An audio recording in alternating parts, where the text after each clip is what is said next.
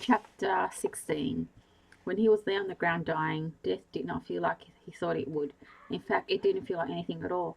Timestamps across his movements that night showed 2.5 hours pass between him leaving this restaurant to the west of Central Park and his bloody, confused stumble into a bodega on the other side. With a terrified Claude used Josh's own phone to call an ambulance.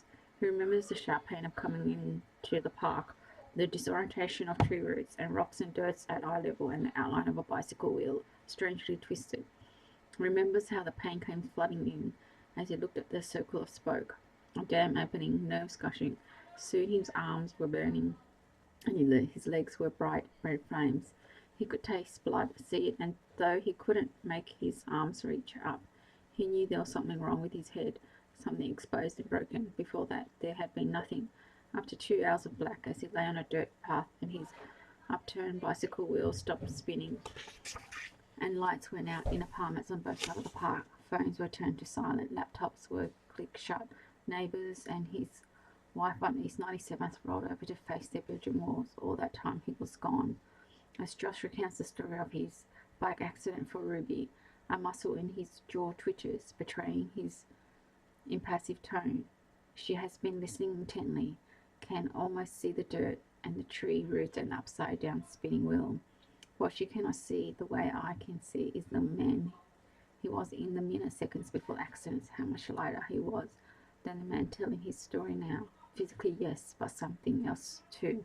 Josh's heaviness comes from the way his body lets him down after the fall, the way he refuses to hold him up with a fractured see-through vertebrae. He places Ruby's hands against the back of his neck, helps her fingers feel the grooves. He was kept in brace for 6 weeks, had to be fed like a baby, have his ass wiped by a roster of nurses, remembering how to walk on his own. It does something to your sense of location within your body, spending all those days and nights lying on your back, staring at the pockmarked ceiling of a hospital room. It changes you when you find yourself sadly reliant on strangers to take care of your most basic needs. He had, until the accident, somewhat thought he was invincible. You'd be surprised at how many people think this way.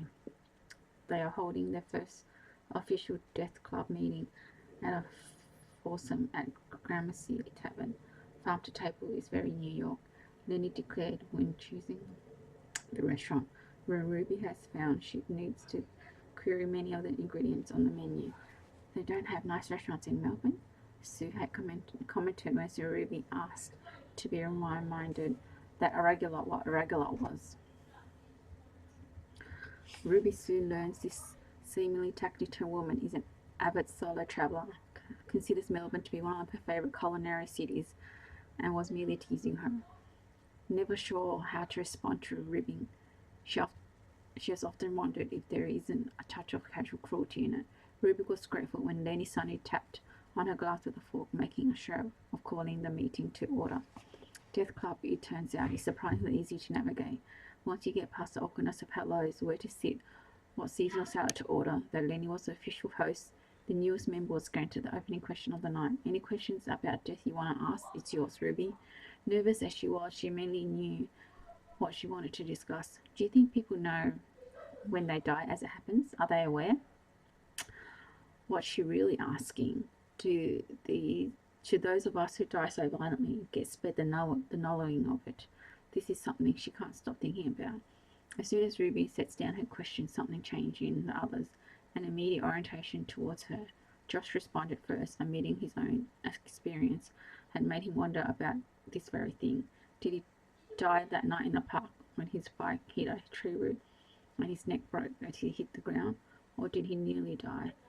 Which isn't the same thing at all. When he thinks back, he can only remember the nothingness of those hours. He lay broken and bloody in the dirt. There was no light to walk towards, no grandfather telling him it wasn't his time, no tunnels or feelings of peace, just a silent black expanse he felt tethered to, a dark place to which he often inadvertently returns. The thing is, once you start losing blood supply to the brain, he is saying now, whether through shock, which is what happens to me, or strangulation, he looks straight at Ruby when he says this. So everything short circuits pretty quickly. Our most human characteristics are the first to go, apparently. Sense of self, awareness of time, memory centers, language, essentially.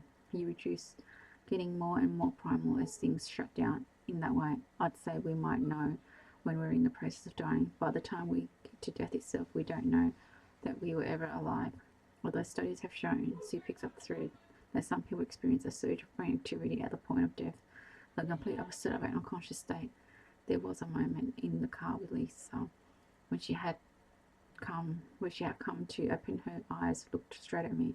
It was like she came back, like she was completely fine, and then in a second she was gone. You never told me that part, Lenny said softly, reaching over and squeezing Sue's hand. About what happened before they got me out of the car. No, I suppose I haven't. I don't, as you might imagine, like going over the specifics. At any rate, Sue dabs at her eyes with the corner of a napkin. I don't want to get into fanciful about it. An unexpected burst of brain activity right before death seems to be quite common. A lost human flare sent out to the world, if you will. Ruby soon understands. The emotions move like water when Death Club gets going. Sometimes there is a steady stream of words and ideas. Sometimes a touch nerve blocks the flow. Even then, when a little pressure, something true and honest cracks through.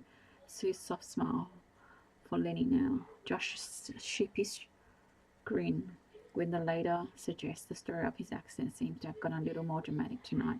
Then it's like everyone is propelled by the same questions and anxieties, the same need to move past their current limitations. Ruby has never participated in a conversation that feels so raw and honest. Her friends back home are great.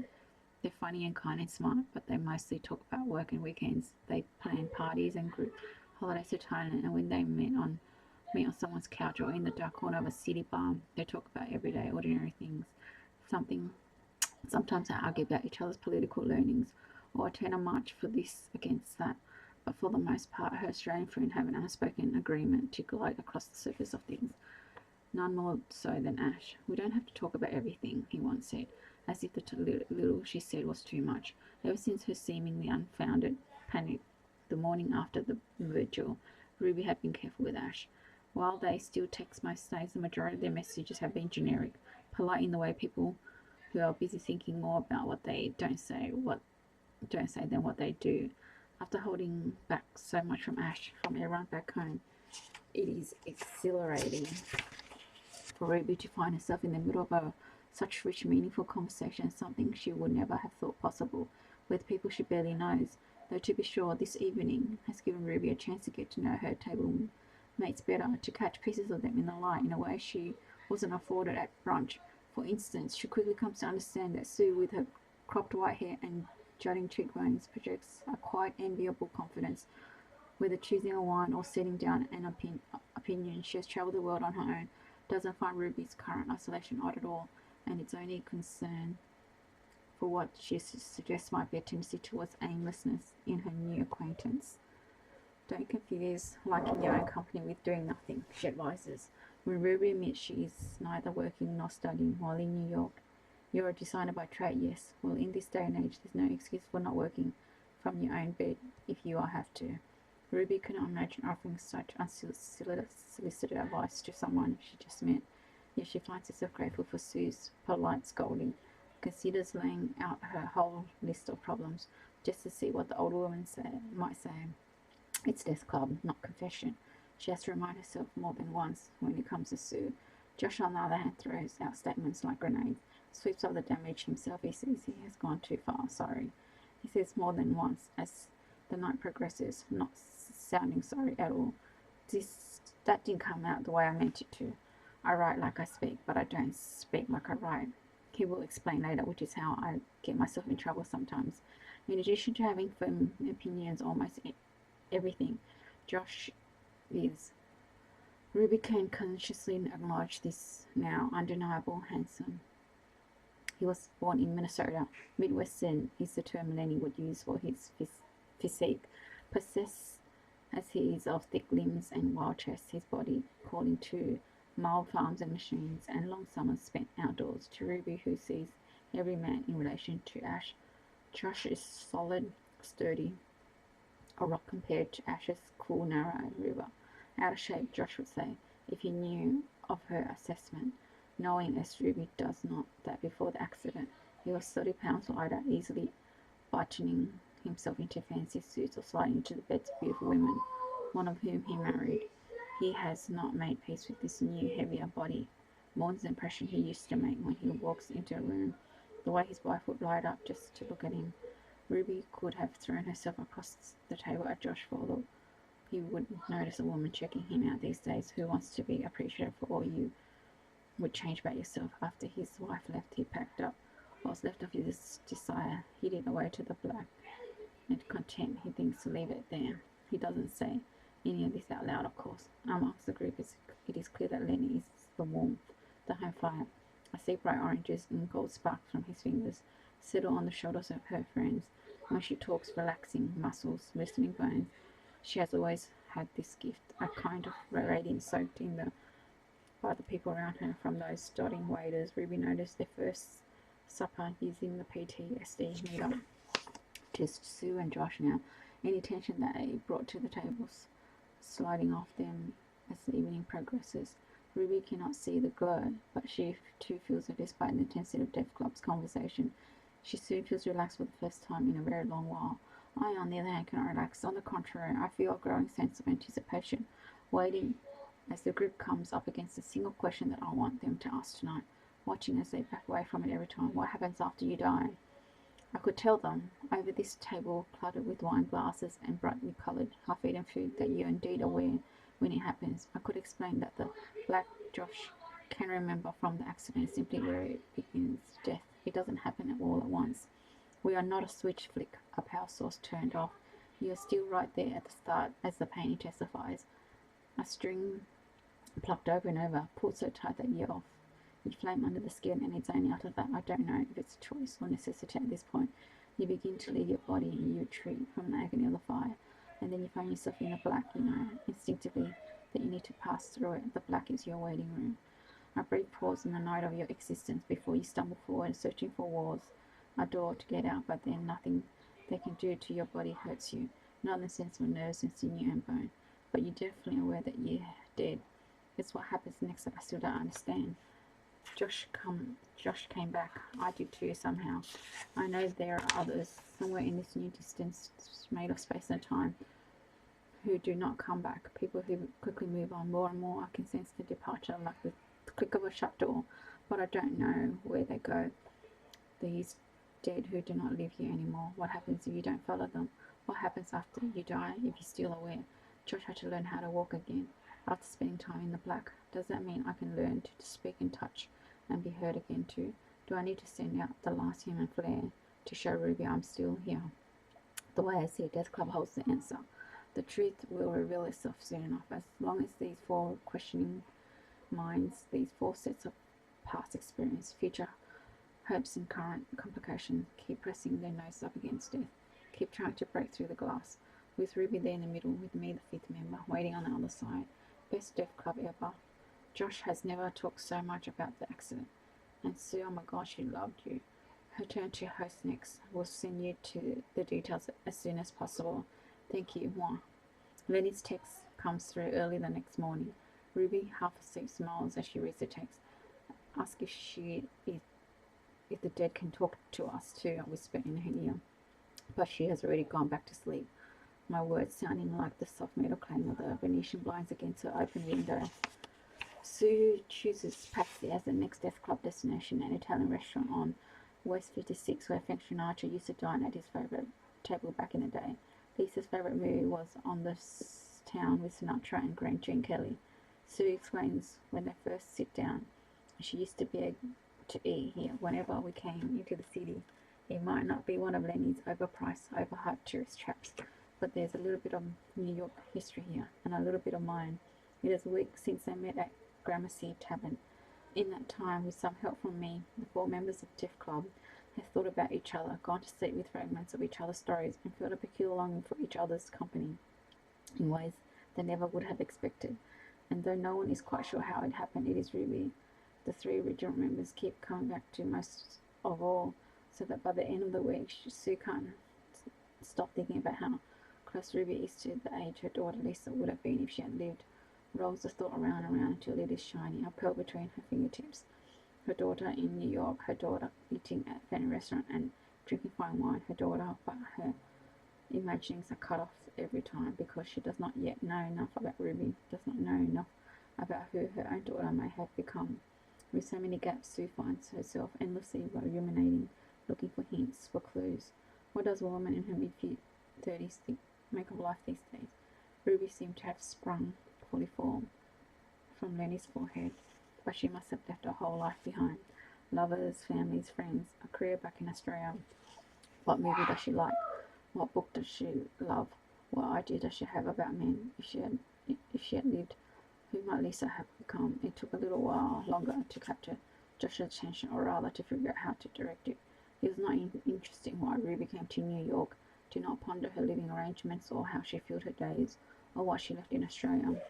Like a brunch, she had completely missed the slant of her cheekbones and the map of her mouth, remained unfazed by the smallness of her hand, the way her fingers wrapped around whatever glass she was holding, or her habit of pulling at her earlobe when she was deep in thought. None of this interested him.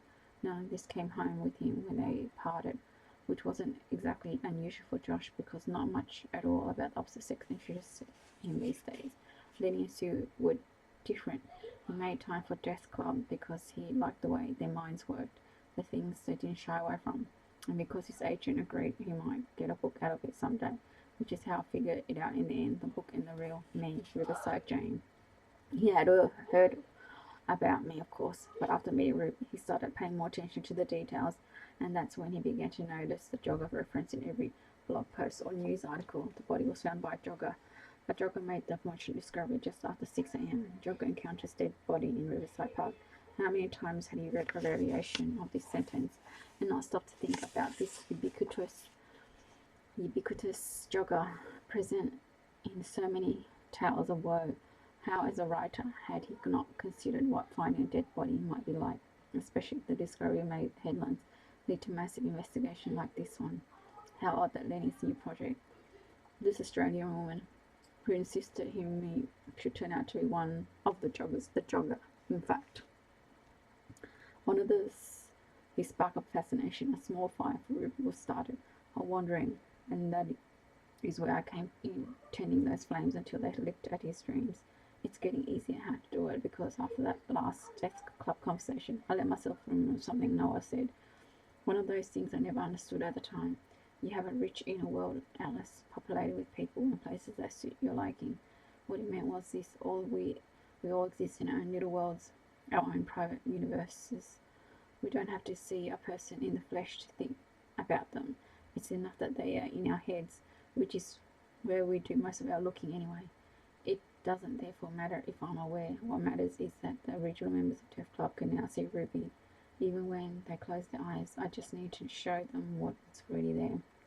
Of course, there are limitations. I can't, for example, make Josh think about Ruby while he's brushing his teeth or talking on the phone, but I can turn his head when he passes the proliferation of Australian coffee houses near his workplace, or encourage him to pause over an Aussie rules football game when he's flicking through sport channels late at night. Songs all around make it even easier. AC/DC in excess. He hums along to his favourite bands from down under, and his mind wanders to Ruby on his own from there. My work is basically done. Lenny, by contrast, doesn't take much work at all. That's mostly because she falls in love with people on the spot. Not romantic love exactly, but something similar.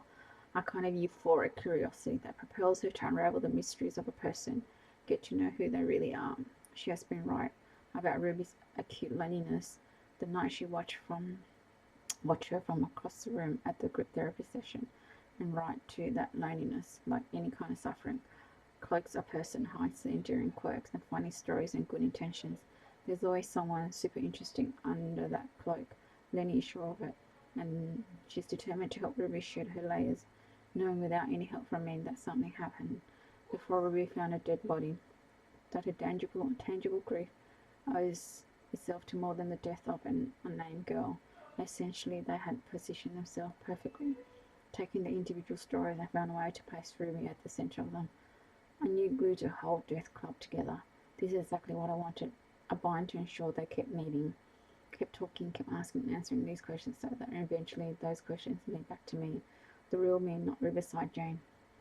As interesting as she might be, but the girl who was going to live more than 79 years. until a man took all those years away. Is our death fated? Do we have a predestined, inescapable end, or is it just arbitrary? This is a question they asked tonight at Patsy's, as pastors trot around forks, the red sauce from Lenny's bolognese, straining the crisp white tablecloth between them. How I might ask is, was he always going to kill me? Sue, the first of the table, speaks, is emphatic. I've always thought that this fate is simply a contrast designed to help us make sense of things after they happen. It's how we survive the random after effects of living. My parents have God for that, Lenny says. The lot is cast into the lap, but it's very decisive. It's every decision is from the Lord. Isn't that the saying? Either way, they seem pretty sure he's the only one calling the shots. I prefer to put my faith in the Morai, Josh responds, flashing white teeth in a sardonic grin. 3 old women weaving out fate, spinning, measuring, cutting, life hanging by a thread. Much more evocative than some old guy who is or isn't his own son pulling the strings. Lenny returns Josh's grin. Alas, a lifetime of Catholic education makes it hard for me to shake that old guy off completely. Still, I can't say for sure what I think about the idea of having a specific kind of death sitting out there waiting for me. Is not that the most comforting notion? Maybe it could be, Ruby offered. Maybe if we knew when we were going to die and how. But she stops as the memory of my battered body comes back to her, clear as picture. Never mind, I don't know where I was going with that. Imagine if Jane hadn't known that morning. Did he then? Lenny asked, biting her lip as if unsure of asking her own question. The guy who murdered Jane, do you think he set out that morning to kill her? Waves crash, water drums in my ears. I know I couldn't help answer this one. If I really wanted to, I'm here in this universe too. From what I've read, it seems more like a crime of opportunity, Josh answers, as Ruby goes pale. A case of wrong place, wrong time for the poor kid. Some arsehole saw a chance to play God, and he took it.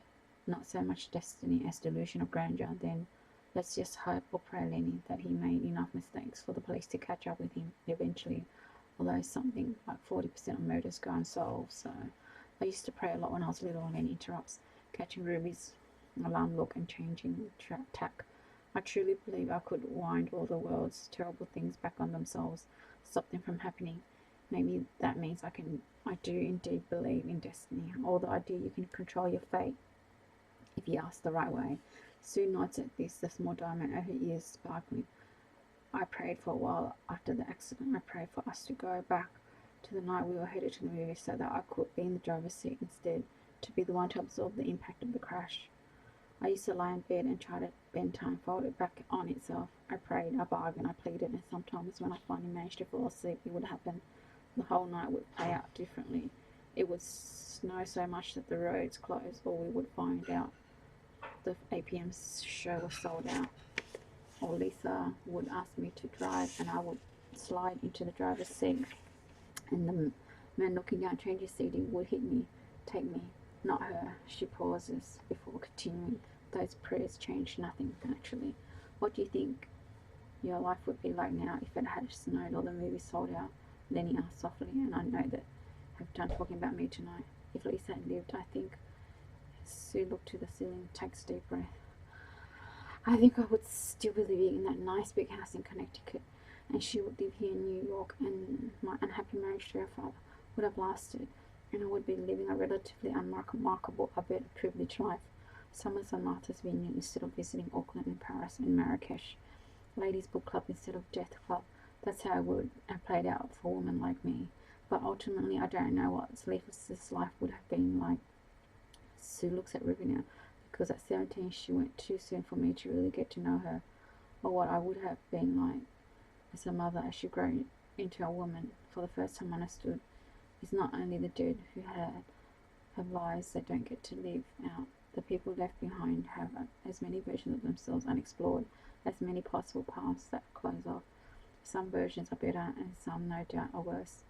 There is a Sue outside of Lisa's death, a woman Sue understands that she will never get to be because of a night when it didn't snow and a movie was not sold out and a man looked down to change his CD and entire worlds were lost and begun again because before he had a chance to look up and take note of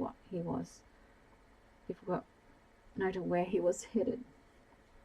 No one lives just one life. We start and finish our worlds many times over, and no matter how long or short a time we have here, I'm beginning to realize we all have more than we get. As Death Club members continue talking into the night, I leave them be and return to where we started, a question I had not thought to consider at the time. If my death was indeed fated, was it my fate or his in the end? If I had lived, if I had reached for Mr. Jackson the last morning we were together, stopped my mouth against his, keep the words down, if I had let the fact of my impending birthday slide down his warm skin, dissolve into nothing, as important as our bodies and the snow outside and the heaviness of him wrapping over and around me like a sheet, if we had made love that last day of me being 17, and if the next day I had decided birthdays weren't important to anyone but your own self, and asked him to paint me instead, so I could have something of my new adult self to keep, would I have lived? Would I have added years in this way, suddenly slipping into life with Mr. Jackson when I was 20, 30, 40 years old, waking up next to him before another birthday and thinking I made it another year, closer to 79.1. Would we have emerged after the first winter as a real couple and made a real life together? One that included a wedding, children, and a house in another town where he could teach art and I could. Here, like Sue when she imagined Lisa, I don't know how to see the world that might have grown up around us. Would I have gone to college, stayed home with the beautiful bathing views we made, helped Mr. Jackson sell his art and remain his muse, even when I passed my own mother's age, and kept going, getting older and older, with him more modelizing every new line under my body. No lines. I don't want lines. He said this before our very first afternoon together. Would he still have loved me when my body turned into a well-read map if I had lived? If I had not said anything about my birthday, if I had not gotten on a bus to New York City, if I had not knocked on Noah's door, if I had not. But it's foolish to think about these things now. I did not live because a certain man had pretended to be someone else for too long, and when he put his hands on me that last morning of my life, it was the truest he had ever been. And if I had not, it would be nothing compared to the force of this one man's revelations. Thank you for listening.